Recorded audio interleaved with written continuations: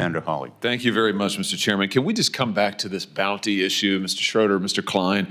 Because I have to say I didn't understand your answers. I thought you said to the chairman earlier that you did say in your opening statement that there was a lot of misinformation about this out there, Mr. Schroeder, and I thought you said, Mr. Klein, that you don't charge bounties. So can we just clear this up once and for all? We're all here, we're all under oath. So, Mr. Schroeder, let's start with you. Do you charge a bounty? Do you pay employees bounties on carry-on bags to identify them?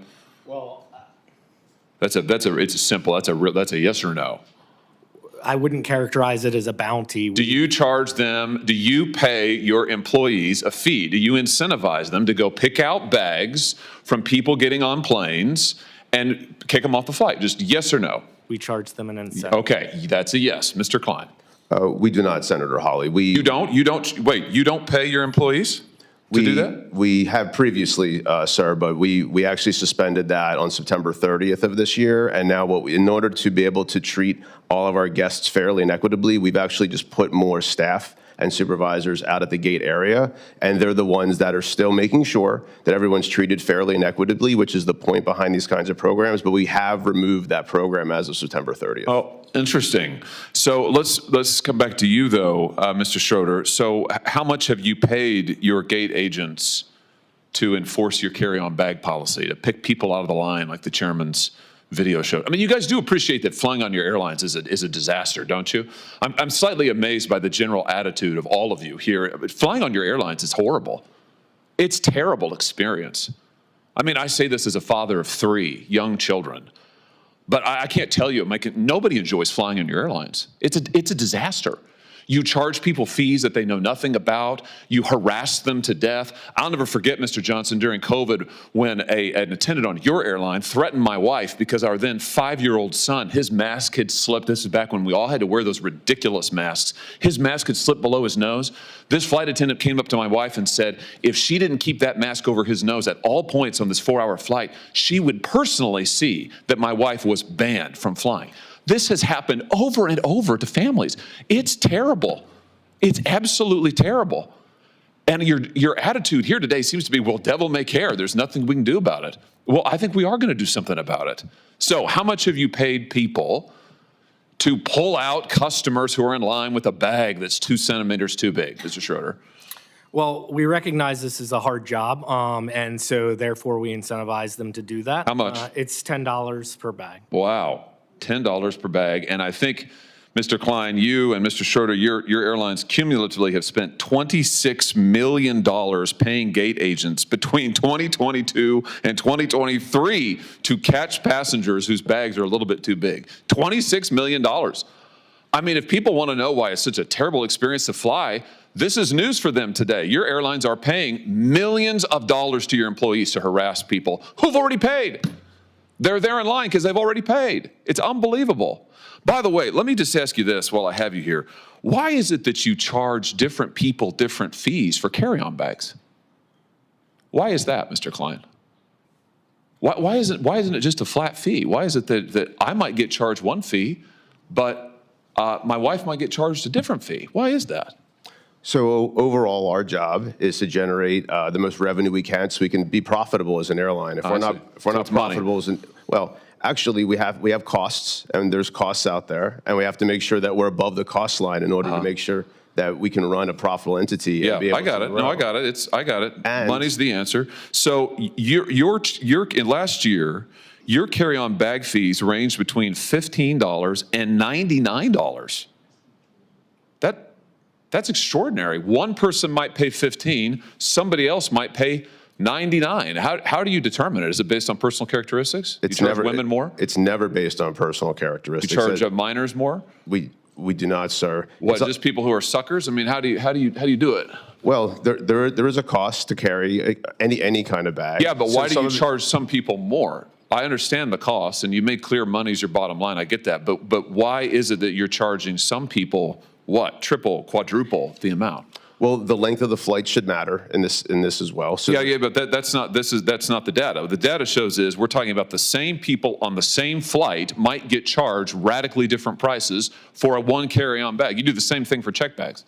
Why is that? Right. So just for the record, the $99 charge has been reduced to $79 as a that's a lot maximum. better. And what ends up happening here is we want to make sure that we can get the best price to the best people at the right time. The best people? Who would they be?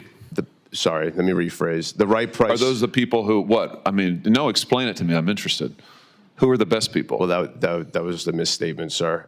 What we're trying to do is get the right price at the right time. And what that also means is making sure that if someone's on a flight that's now filling up, and we have a lot of, as we talked about, unbundled pricing. And they get screwed? So like if you have the misfortune of having to book your flight at the end because maybe something's been canceled, then you're going to get screwed? Is that what you're telling me? You're not one of the best people. Are you referencing just fares I'm just responding to your testimony. I'm listening to you, and you just said as a flight's filling up, you're going to get charged more. Not always. Sometimes you'll get charged less. Exactly. Right. Sometimes. Right. But you'll never know, right? That's the beauty of it. It's like Russian roulette. Flying on the airline is, I would disagree, you have no idea in the world. I would disagree. Wait, no idea. You just said it. It's very transparent. We'll have it. Listen, there'll be a transcript generated, and I'll send it to you with a bow on it. You can read your own testimony just now. You have no idea what the fee is going to be ever. Mr. Schroeder, what about you? Your airline charges, sometimes it's $0 for a bag checked. Sometimes it's $99 for a bag checked. On a first,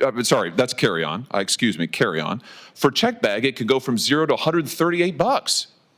Who knows what it's going to be? Why do you vary it so much? Is that fair to the consumer? So it depends again on routes, and so there's just demand around that. No, but that's not true. We're talking about people on the same flights. Their prices may vary by huge astronomical percentages. Why is that? Well, that happens on airfare as well, and it does. And I want to talk about that next. I'll explain the model and how we think about things. So increasing ancillary historically has brought the fare down, and I brought up earlier that nearly 50% of people are not paying for a bag or a seat. We are providing options that people are deciding whether they want that or not. That is increasing the ability for people to travel listen, and travel my time is limited, and I know the chairman, Senator House, want to ask more questions. I just want to point out to you that you are charging people for the same thing, one checked bag or one carry-on bag on the same flight. People are paying wildly different prices for it. They have no idea what it's going to be. I think people will be amazed to learn today that if they fly on your airline or yours, Mr. Klein, heck, the guy next to him may be paying $15 for the carry-on bag, and they may be paying $80. Last thing, Mr. Chairman, I know you're indulging me. I'll be really quick on this, but Mr. Schroeder, you just mentioned that you also use this so-called dynamic pricing for seats, for seat fees. Why do you make people enter in their age and their geographic location and their gender before they can even see the cost of a seat? Why is that? That's been in place since 2014. Yeah, but why? It's because you're using those personal characteristics to generate the fees? No, absolutely. To generate the prices? Well, then why else do you require it? Mr. Klein, you do the same thing. Why is the gender relevant to what the seat is? This is all information that's needed in order to complete the transaction. No, it's not. Delta doesn't do it. United doesn't do it. You don't need somebody's gender in order to do it. You use it, clearly. You're using it to generate the prices, right? We do not, sir. It's not based on personal characteristics? Not at all. You don't use algorithms to set the price of seats? That's a different question. So you do use an algorithm, and you do make them enter all their personal information? What's your definition of algorithm, sir? Oh, for heaven's sake. Well, because algorithms are ways for people to be able to come up with calculations, which is a faster way. It's more efficient than a human being doing the same exact work. So, I'm trying to answer your question, sir, in all sincerity, and I don't know how else to answer it. Thanks, Senator Hawley.